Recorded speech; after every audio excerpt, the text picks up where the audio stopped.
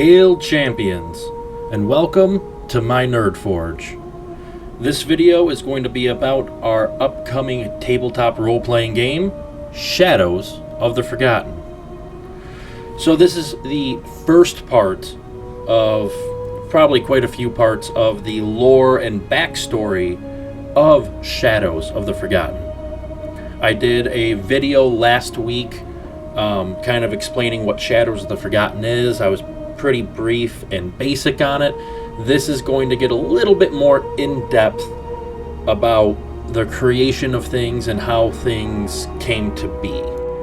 So the creation of Norithica, which is the land that Shadows of the Forgotten takes place in. So you have, like I said in the previous video, you have Ralfold, you have Kareth, you have the Hollow, and you also have Lestrica. Now, where did these alliances come from? Where did the continents come from? Well, sit tight, it's going to be a bumpy ride. So the world was first created by the Titans. The Titans, or the primal ones, or the elder gods, many historians may call them, were primal, pretty much the primal essence of fire, earth, air, and water. So these four Titan lords, or elder Titans, essentially go out and they create planets. It was soon found out by modern day historians that they don't actually create the planets in the galaxy. They actually give somewhat of a life to these lifeless rocks or even moons. They give life to them by putting the elements on them. However, even though it's full of life in their perspective, it's still pretty much a lifeless rock still with not much life or anything like that. The Titans soon pretty much realized this and created miniature versions of themselves just called the Titans. And these Titans pretty soon created the Giants and the whole giantkin race to explore these planets and live on these planets. Well, what also lingers within the galaxy and in between universes are the dragons. There's these massive dragon lords that can pretty much size themselves to different planets. These dragons, unlike the Titans, are absolutely full of life and energy and essentially creation. These dragon lords go and claim these planets for their own and deposit their spawn, their dragonkin spawn, on the planet. Obviously, the Titans do not like that. That's essentially raiding out their land, their territory. So an ancient war between Titans and dragons have always been around. When it comes to Norithica, the Titan Lords took a very, very special interest within this planet. It was something about this planet that they wanted to create more, whether they wanted to make this their home planet, if they wanted to combine all four elemental planes into one, essentially, planet or one plane. It's pretty much unknown.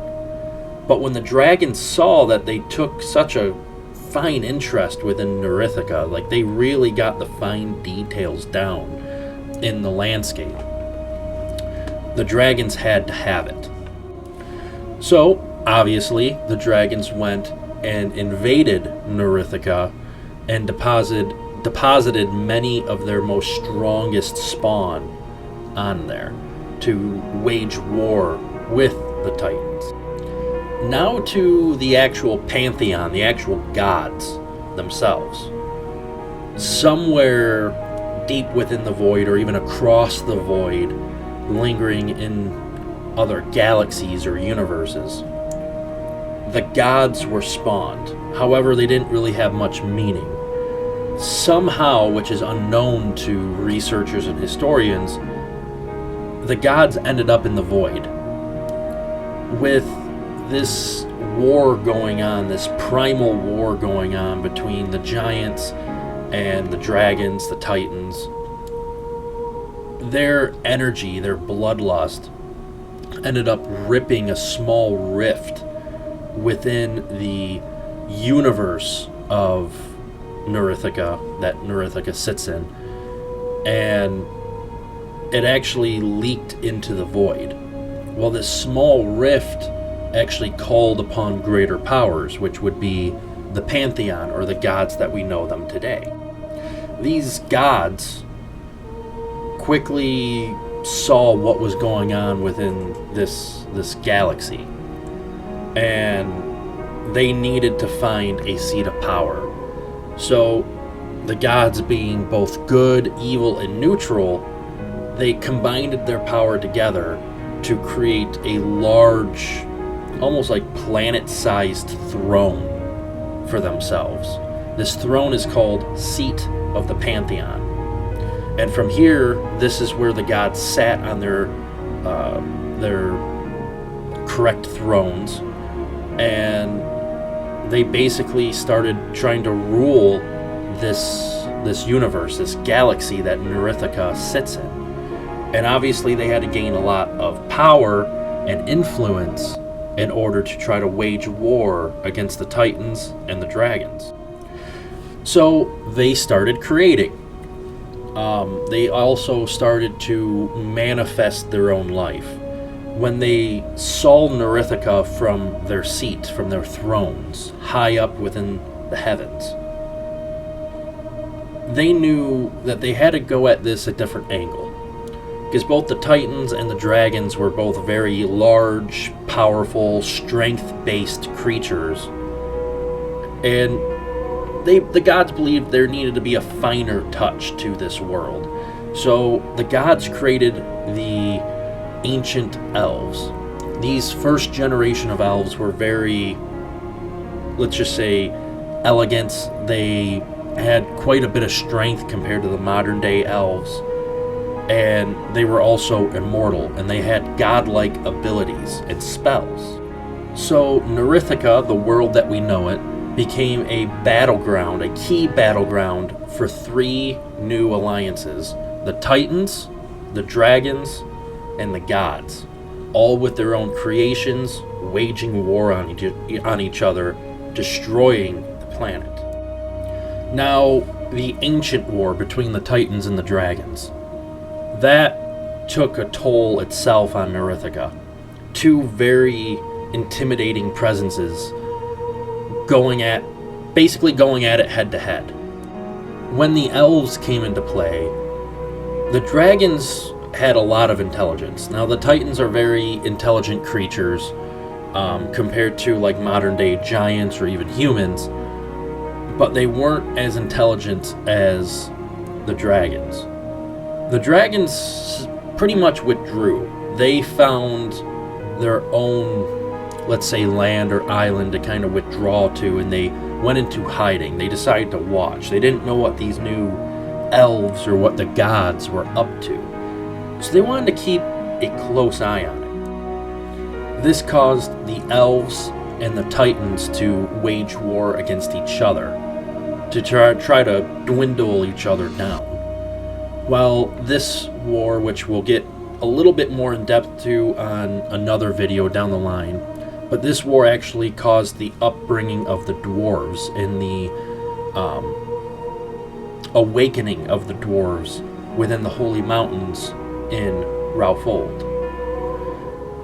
But when these two races, these two factions started fighting each other, more harm was done than good. You see, the dragons were gaining power and influence, while these two were losing. The dragons started to throw assaults at the elven race, which dwindled their forces down rapidly. However, the elves, pretty intelligent themselves, were able to counter that with many different powers and spells that the dragons have never seen before. This led into an all-out world war yet again between the three alliances. Now, the dragons were coming up with something. They had something up their scaly sleeves. They wanted to try to get rid of the immortality of Titans and the Elves. Because all three factions, they're all immortal. The dragons knew the only way to gain the upper hand was to strip the immortality from both the Titans and the Elves. So for centuries, the dragons performed rituals to try to come up with a godlike spell that could strip the immortality. And they did this through their breath weapon. So the dragon lords and higher tiered dragons roamed the skies, breathing down this type of chaotic fire that couldn't seem to be extinguished, but it was more of a gas than a fire.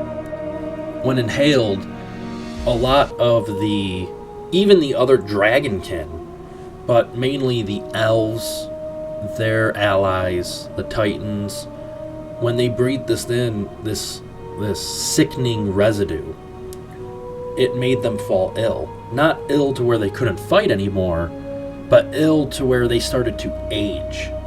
And a lot of these first generation elves and giants and Titans, they began to age rapidly. And the elves pretty much put two and two together and knew exactly what happened. However, the elves didn't know the full story of it. You see, they thought that it was just this first generation that got sick.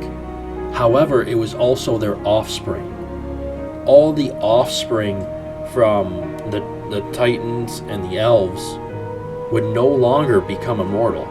They would age normally, and they would eventually die.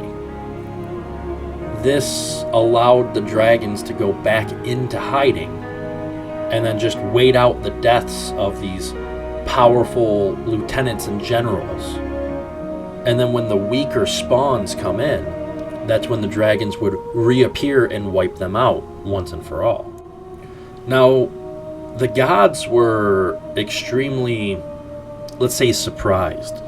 Same with the Titans, that the dragons were able to come up with something so powerful. Because you see, the gods actually had to give up a portion of their divinity, a portion of their actual being, to create the elves and other creations on Norithica.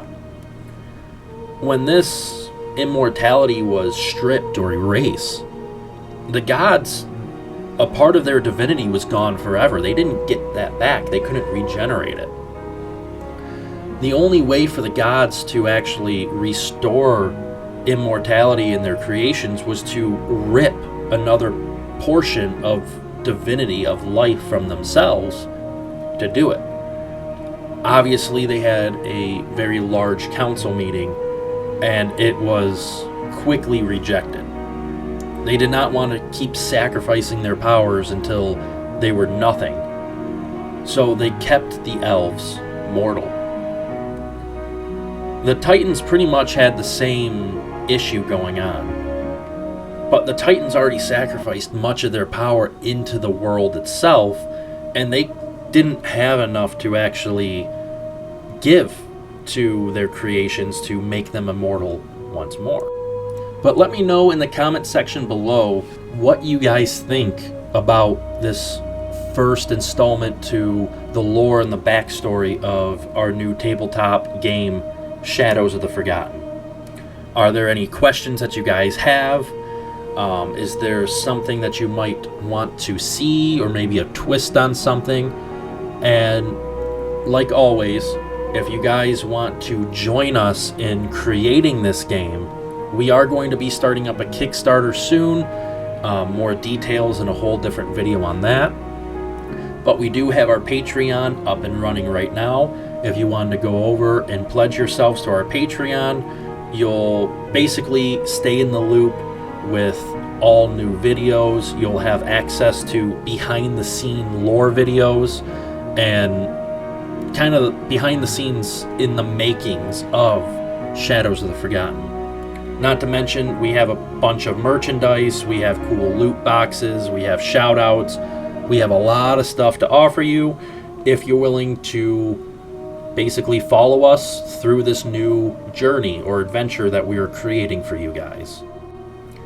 So until next time, stay tuned and stay nerdy, friends.